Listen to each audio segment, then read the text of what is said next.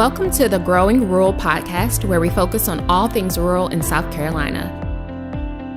We will discuss topics on healthcare, economy, education, and the unique culture that is our rural state. This podcast is supported by the South Carolina Center for Rural and Primary Health Care. Please join us for today's topic. Hello, everyone, and welcome to the Growing Rural podcast. Today we have an interview with Miss Lottie Lewis. Miss Lewis is a community leader and arts maven in Allendale County. Our program manager, Lottie McGill, interviewed her recently, and here's what she had to say. Welcome to the show, Miss Lottie. Thank you. It's a pleasure to be here. First, before we really get into the interview, I want to ask you, how are you doing during these unprecedented times? What's life like? How are you adjusting? Well, this is certainly a new norm, right. And it has been an adjustment, but I'm sure, as yourself, those of us that have to be involved and get things done, we have to adjust to new norms, and we find a way to get things done. I have found that I've become very creative how I do things. So I've been trying to look at the positive of all of this. Of course, I'm getting cabin fever, but I'm adjusting as best I can. Right. So let's back up a little bit, and can you tell us all a little bit about yourself and how you came to do what you do? First of all, I was born and raised here in Allendale, South Carolina, and this is where everyone knew your mom, your dad, your grandparents. And you, at the end of the day, you ended up being related. They were all your cousins in some way or another. Everybody loved each other and supported each other. We didn't wear shoes all summer, and we stayed outside playing the entire time. I remember, hopscotch and jump rope and hide and seek and all of those, shooting marbles and climbing trees. That was our job.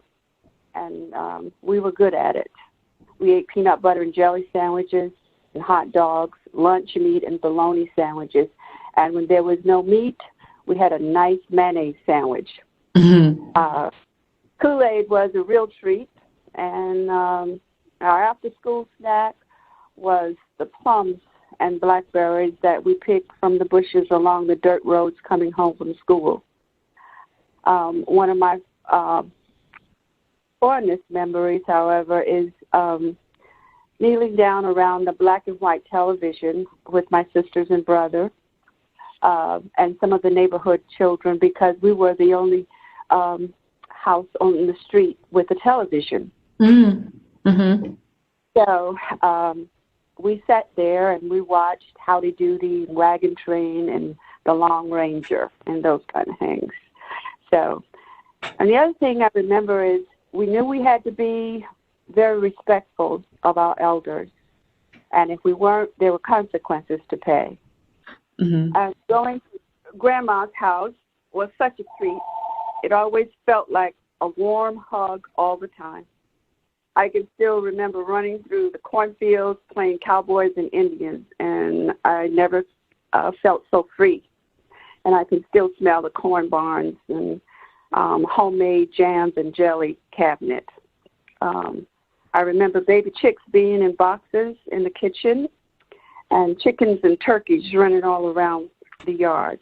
Watermelons and cantaloupes were so plentiful, we played with them. We got water from a well, and although I was just a child, I knew when I drank that water, it was something special about it. I still have the dipper that we use hanging right here in my kitchen now. And speaking of kitchens, there was no better feeling than waking up on a pallet on my grandmother's floor to the smell of homemade biscuits that we would have with homemade jelly and jam. So we thoroughly enjoyed growing up as children. I think I just wanted to stay a child forever. My grandparents didn't have a TV, but they had an old piano, and we would get around the piano and play it and sing songs. And when we grew tired of that, she would pull out a box of scraps and teach us how to make doll dresses and quilts. But one day, I woke up and discovered it was time to grow up.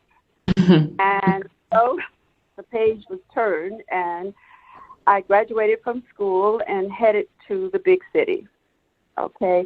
Pursued a career in modeling, and fortunately for me, was quite lucrative at the time because, there were not very many black models, so I was able to get lots of work. I later began working for the telephone company, and I went from an operator to a district manager. Life was good, and then my mom became ill. She had Alzheimer's. I retired after 29 years and came home to take care of her. So, after coming home, I soon realized things were not the same. I missed, the times when folks sat on their front porch and raised all the children in the community. All the hotels and motels that used to line 301 were all gone. And it just looked like everything was abandoned because of the fact that when 301 was diverted 30 miles away from us, that took all our business, all the tourist business that would come through Allendale. And because at that time when I was here,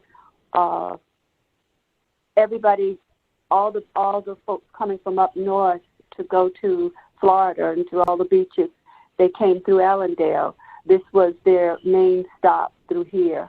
Mm-hmm. And so tourism was a very big resource for us.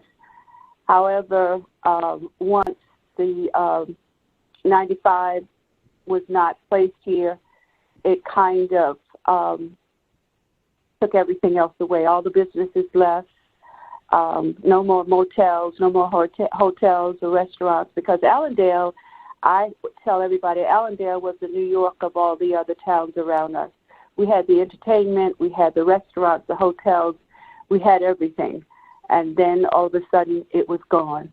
And not only did that happen, then the Walmart happened, and then the malls, and then the computer age.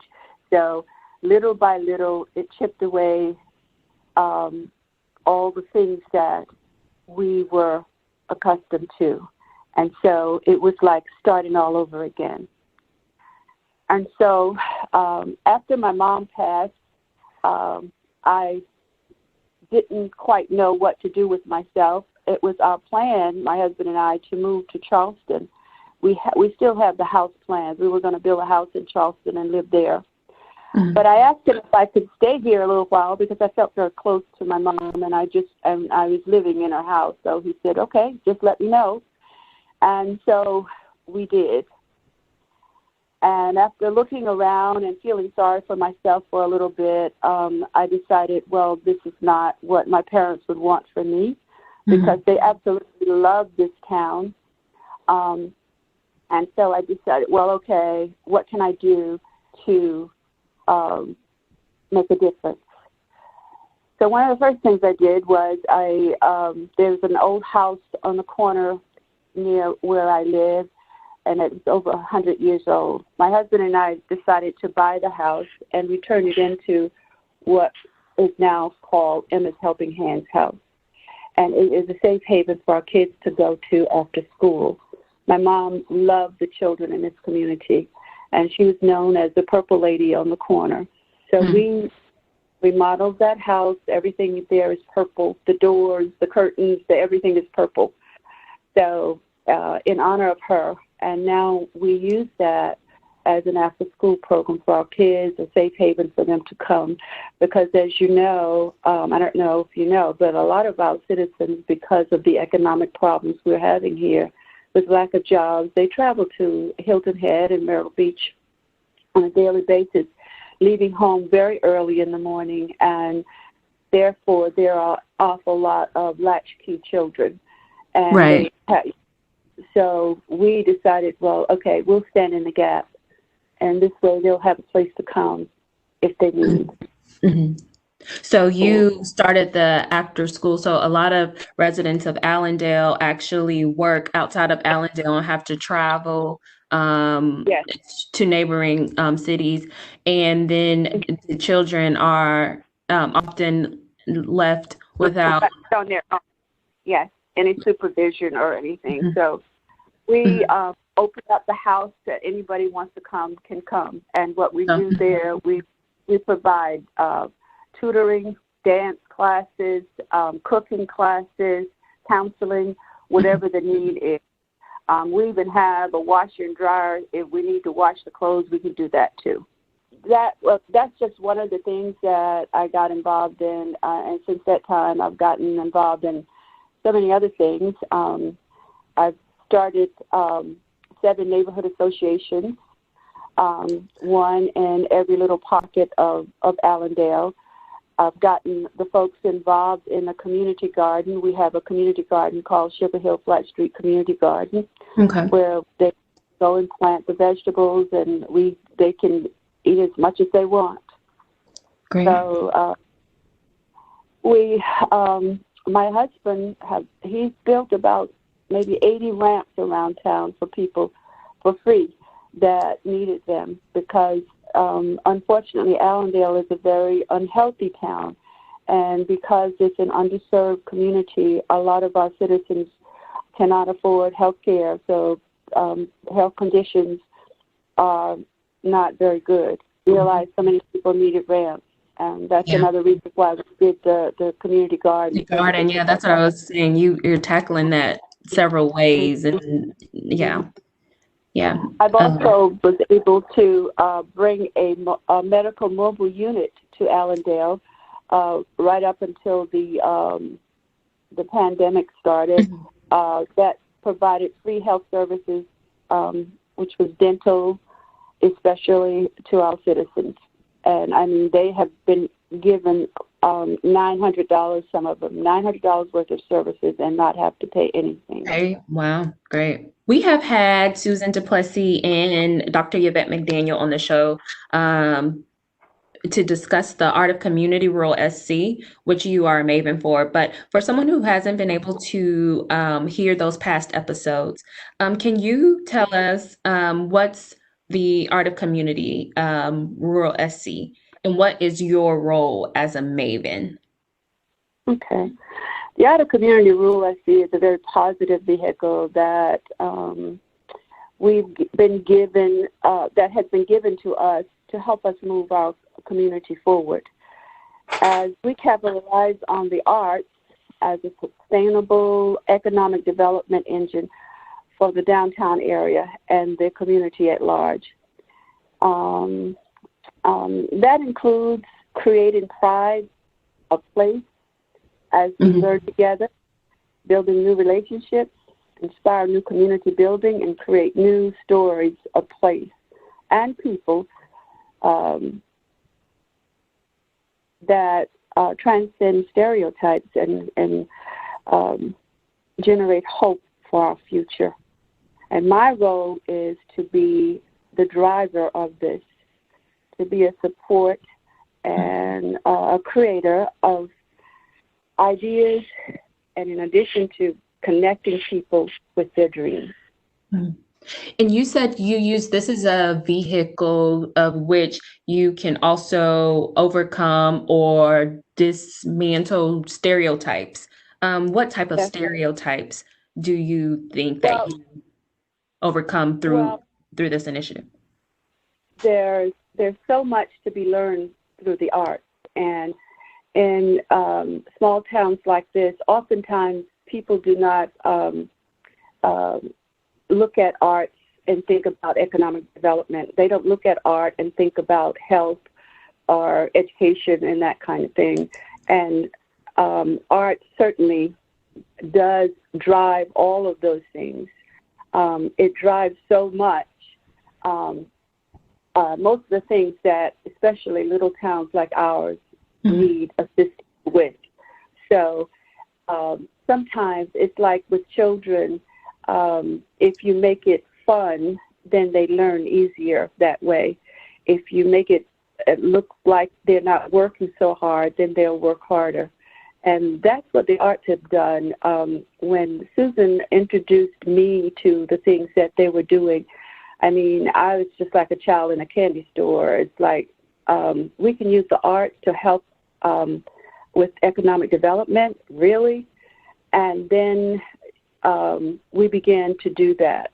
One of our initiatives early on was to change the image, because it's the three initiatives that she brings to the table is education, economic development, and health. And so we, as Mavens, had the opportunity to select whichever one we thought would fit our situation best. And I selected economic development, basically because that's the most prevalent thing for us right now in Allendale, is to improve our economic development. And so we decided to create a program called the Image Awards, working with in conjunction with our businesses. And what we did was come up with the program where we asked them to be a part of improving their image, not only just on the outside of their businesses, but to actually improve their customer service, so they could have people want to not only come in their business, but encourage them to come back again. And I'm telling you, I was so pleasantly surprised to see how they really got into it. It was sort of a competition between the businesses here, and there was painting and rearranging and all kinds of things going on. And I always say to people, especially about the bank, if you walked into Palmetto State Bank, you were, it was like they were going to hand you a glass of champagne any minute. They were just so nice, like going overboard to be polite and nice to you. And so we had meetings during that period of time, and then at the end, what we did was gave them a formal celebration to select the winners. The community selected who the winners should be. So we had 4 winners: Palmetto State Bank, Column Lumber, Moe's Men's Shop, and Sabrina Hairdresser. Okay. So they all received awards for their customer service and for how they spruced up their surroundings. So using the arts had pumped life into these small businesses, which in turn pumped life into the community, and just was a great symbiotic. Yeah, really. Yeah, so that's really that's important. That really is telling about how important arts are to rural communities, arts and culture. Yeah. Exactly. Because the art consists of so many things, and everybody, there is something about the arts. It's a little something in the arts that everybody likes, whether it's dance or music, regardless of what it is. So everybody can play a part. And it was imperative to us, too, to make sure that the community was involved. We recognized early on that revitalization without having people involved in it would not be a good thing, because if they're not involved in the process, then they're not going to help us keep it. And so we wanted to make sure that everybody is involved. And that's how I basically work. I try to make sure that every voice is heard. That's very important to me. Prior to COVID-19, what community challenges did you see in Allendale? Okay. High on the list, of course, is unemployment, lack of jobs, crime, health problems, self-esteem, and we have a lot of abandoned buildings that's, havens for unhealthy conditions. and hideaways for folks that are not very, what's the word? What's a nice word? Honorable. Let's just say that. So we did, and we still do have our challenges. Okay. So then when COVID came in, I thought, well, okay, we already have these problems. So what can we do as a team to help these people that's already in trouble, so that they're not suffering anymore? So one of the things that we decided to do was to make sure that nobody was hungry, because a lot of our children depend on food from school. So that was no longer available. So what we did was we got a grant, and we were able to provide food to many, many of our citizens. As a matter of fact, right now I'm still doing lunch for our children from MS House every day, 5 days a week. So that was one of the things that we decided that we could do immediately to help, make sure at least nobody is hungry. Another program that we are getting ready to implement next week, is we're calling it a backpack of love. We want to address those people that are homeless and the veterans. I happen to have a lot of book bags, because last year, school year, they decided to go with the clear book bags, so they didn't need they couldn't use the book bags that I have. So I'm going to fill those book bags with different toiletries and personal things that these folks can use, because especially hand wipes and sanitizing things, because they don't have, some of them, because they don't have a place to stay, they don't get access to water. And so how are they going to keep their hands clean and that kind of thing? So we will be giving out these backpacks of love starting next week to members in the community. That's another program that we have initiated.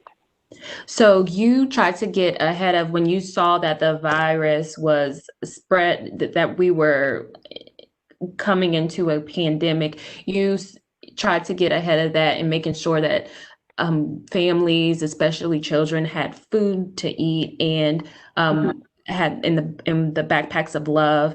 What other challenges do you see now that we're in this pandemic? We're a few months in. What challenges do you see in Allendale? One of the main challenges that we have is that, unfortunately, our citizens don't seem to believe the seriousness of this.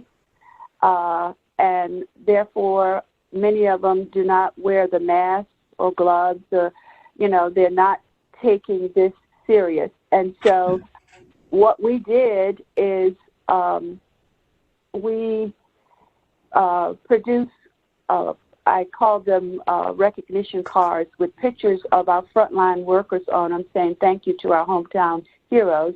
And on the back of those cards, we provided health tips and health and safety information for them, so that they are aware of the seriousness of this and what they need to do to keep themselves safe and healthy. So that's another thing that we are trying very hard to, stay in their ears, and so that they understand, okay, this is not a game. This is real life, and you must do what they're asking us to do in order to keep yourself healthy and safe. So you were actually recently featured as the South Carolina Office of Rural Health's coronavirus hero because of the work you were doing in Allendale with the rural arts team. And you started that in response to the pandemic. Can you tell us more about that? You briefly mentioned it, but can you go a little bit more in depth? Yes. One of the other things that I wanted to do, I just felt like it was important to recognize those people that are out there on the front line, those people who, risk their lives every day because, to allow us to stay home and be safe. And I wanted a way to say thank you to them. And so we decided to construct this huge mural, okay? This was monies that we had gotten through the arts, and it's an 8-foot mural that says thank you. And painted on that thank you are pictures of our frontline workers, whether they be our nurses, whether they be the people at the post office, the police officers, someone working at the grocery stores, all those people that keep going daily. And they are, and the truck drivers, all of those folks that are actually putting their lives on the line so that we can be safe. So we did have an unveiling of that a couple of weeks ago, and I was very pleased to see almost all the folks were represented, and we were able to provide these cards with their pictures on them so that they could hand them out to their customers as they come into their stores or whatever, so that, as I said, there's a constant reminder of how serious this is, and this is what you need to do to stay healthy, because those folks that are out there on the front line, if we don't do what we're supposed to do, it just makes it a lot harder for them as well.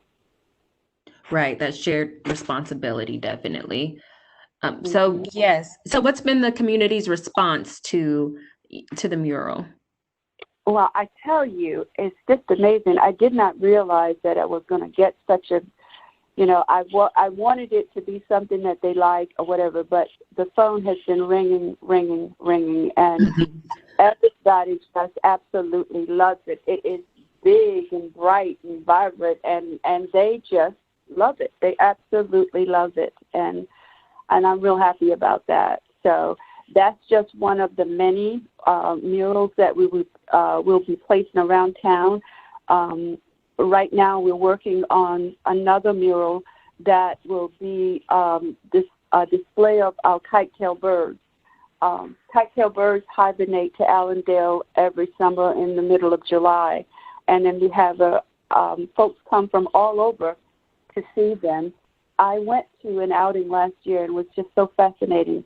So from that, I have placed flags of the kite-tail birds all over town, just to make our citizens aware this is one of the our assets that we have. As a matter of fact, our rural arts team we have adopted the kite bird as our logo, and so we're having that outing again on the 18th of July, and we will be selling T-shirts with the kite birds on it and the rural art team on the back of them, and we will also be selling masks with the kite bird on it that was painted by one of our local artists.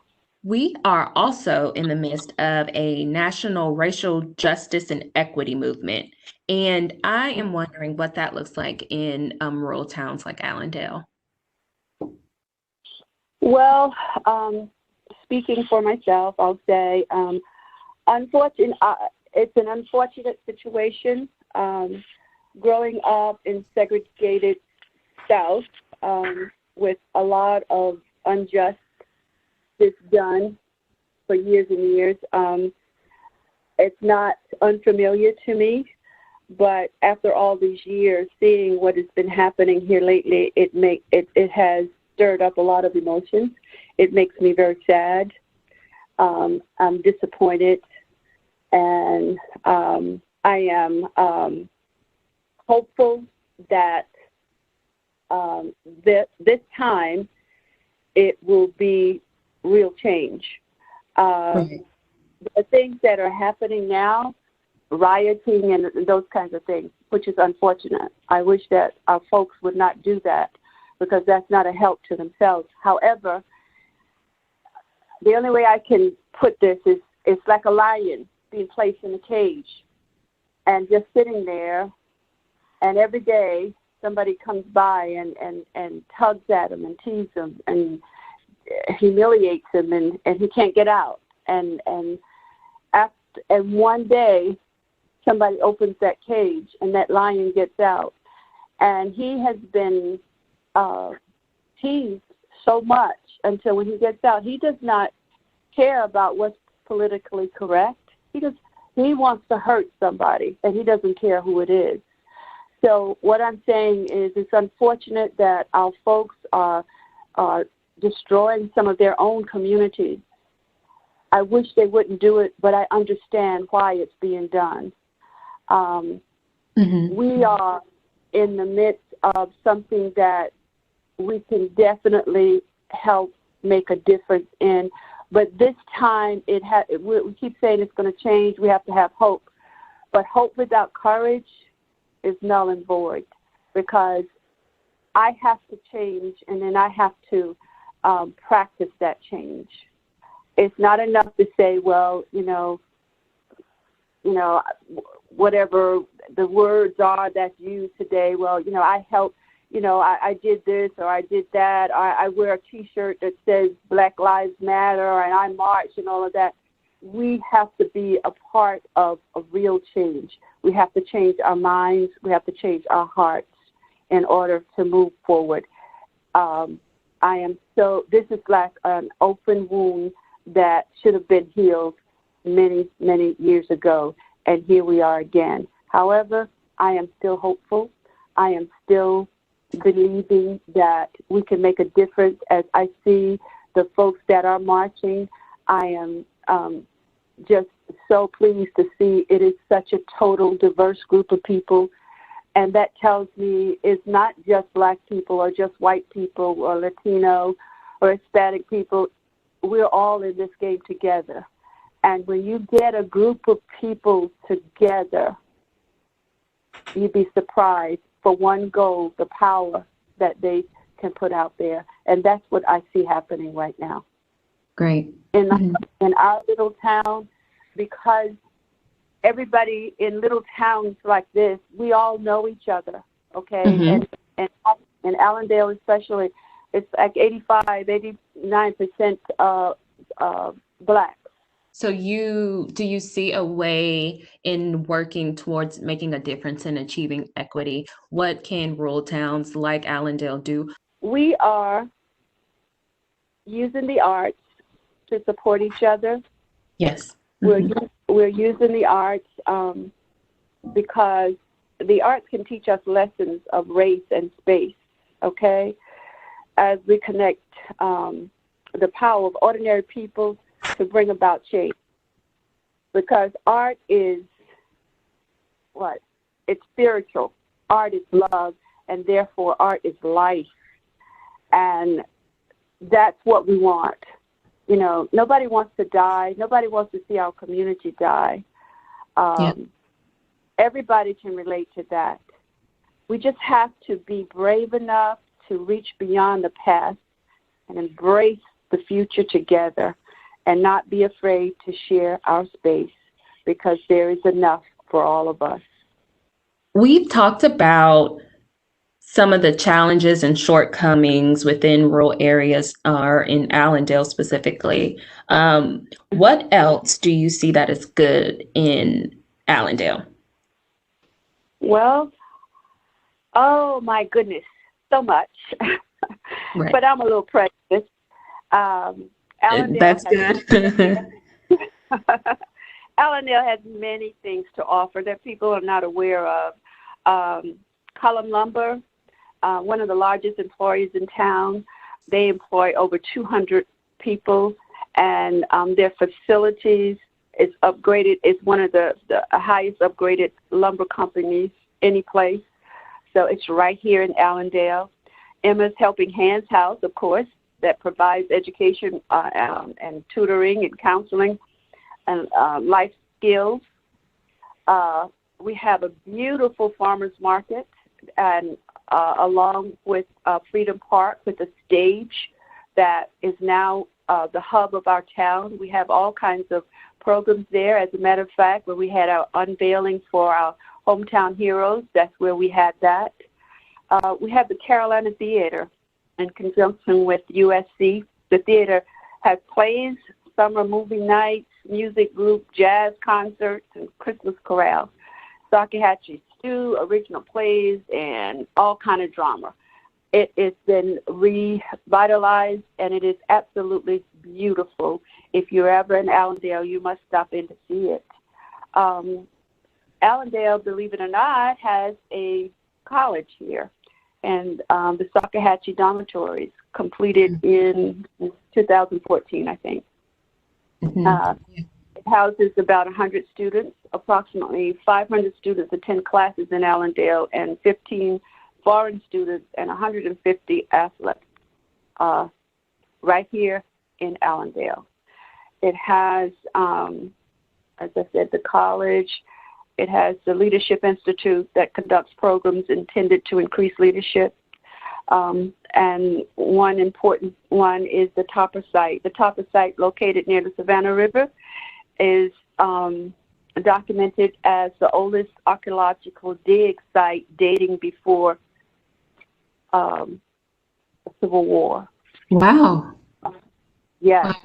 So, and as I said, we have the kite birds that fly in every July. We have an airport here in Allendale. When this virus is over, you must come to Allendale. We're going to change the headlines about Allendale.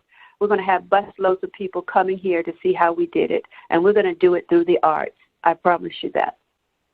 I believe it. I definitely believe it. So what's some good things about rural in general, not just Allendale, but your frame of references were Allendale, but what do you know that's good about rural in general? Rural is an artist's blank canvas. Let's say that. Okay. Oh, okay. I like that. Okay. It's open green space. It's cool and it's warm. It's rustic. Okay. It's porches and sweet tea. It's where the spirit can rest. It's home. That's what rural is to me. When you hear most people, like I did, we went to school in the South, and then as soon as we finished, we left and we went up north. And when you hear people talking about home, they're talking about the South. We're going home. And that's what the rural is to me. Well, you may have answered my next question, which is the final question that we ask all of our guests, which is, how do you define rural? Yeah. Well, that's how I defined it. I defined it as home, a place where the spirit can rest. A lot of people, when you say rural, they think about wooded areas and country and all of that, and it is all of that, but it's so much more than that. And that's why the arts play such a vital part in this area, because they have so much to work with. I mean, we can make something out of nothing. What folks in the city would throw away, we can create amazing things from. You're also on city council, right? Well, I do serve on the city council. My father was on city council as well, and I sit in his seat now. I'm assigned to the police department and to community development. I'm also mayor pro temp, and I take my position very serious because I feel like I can be a voice for the people and help Allendale to thrive and flourish. This town, one of the assets that it has is its people. We have fantastic people here. That is something that, a lot of folks on the outside don't know. And when they try to write our story, that's what upsets me, because they don't know our story. I am very proud to be a part of city council so that I can help make a difference. I don't believe too much in titles, but if there is any vehicle that I can use to help move us forward, then I'm all in. So that's basically what it is. It's just another vehicle that I use to help us rebuild our community. You can find out how to contact Lottie and learn more about her work in the show notes. And make sure you all complete the 2020 census. The link will be included in the show notes as well. That's all for today, and that is a wrap for our first season of the Growing Rural podcast. We will be back with season 2 in late 2020, but our inbox is always open. So if you have ideas for guests you'd like to hear on our program next season, let us hear from you. Thanks, Lottie, for that discussion with Miss Lewis. That was a really interesting conversation, talking about her story of leaving Allendale and coming back, and just everything that she's done is just really interesting. I think her story of how Allendale's evolved is definitely one that is shared by many rural towns. Yeah, it's a very common rural story of, she was talking about growing up with dirt roads and black and white televisions, and which, it sounds like we're stepping back 100 years almost, but, it's nice to remember there are people alive today that, had lives like that. It's a really idyllic, almost type of existence that she was talking about as a child. Yeah, I agree. I enjoyed hearing about the close-knit community, how they just lived communally and lived off the land. As she said, they ate cantaloupes and watermelon, and it was all plentiful, and shared meals together. Yeah, and the food as a connector was an interesting one. She brought that up several times, talking about getting together to eat, talking about the sandwiches she had after school, and making biscuits, and that's always seems to be a connector with folks here in the South and in rural, especially, as a way to get together and join together. Definitely. I think all good things, even sad things, if you think about everything from family gatherings to funerals, a way of showing love and care and community is through food. Right, yeah, exactly. And, when she was talking about, and you hit on this, how Allendale took a hit, basically, when I-95 pretty much passed them by. A lot of the traffic that used to go through there on the way to various places dried up. They took the interstate and they no longer went there. Tourism dollars, entertainment, hotels, it all kind of cratered out and led to a depressed economy that has been hard to recover from. And so I thought it was fascinating, her role as an arts maven, to try to reinvigorate that as a way to heal the community itself, but also as a way to bring in some tourism dollars. Yeah, they reinvigorated their customer service and used the arts to sort of enhance the environment and around with the local businesses.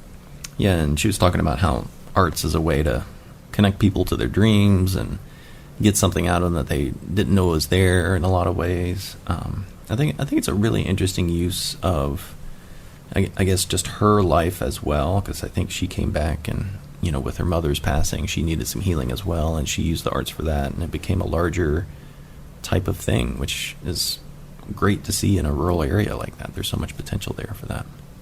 Yeah, I agree. I think that one of the biggest takeaways for me from this interview was it was one line that she said, and I think it represents her and a lot of community leaders like her who stand in the gap.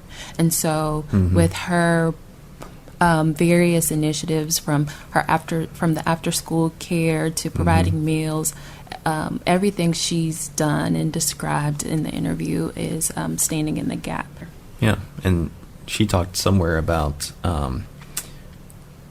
change isn't just change, and you have to have some hope in order to do it, and it takes courage, and I think she exemplifies that. She stood in the gap, and she created after-school programs and set up these other programs to really try to help her community heal, and she's done a great job, and I think she's someone that we could set up as somebody to emulate, as a good role model for other communities as well.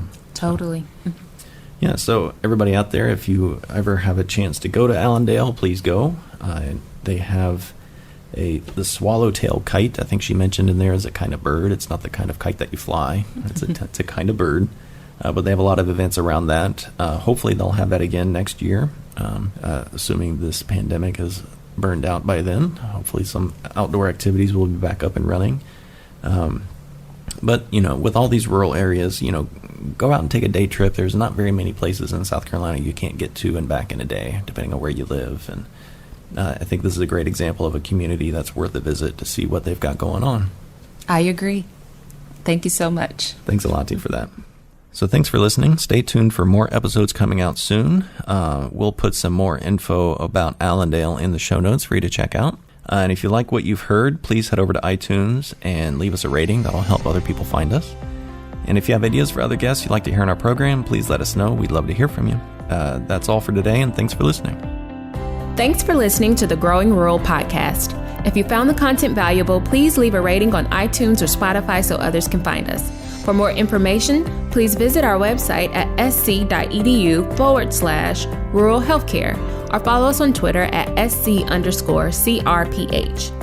This was recorded at the University of South Carolina School of Medicine in Columbia. It is edited and produced by Sean Riffle. Y'all take care.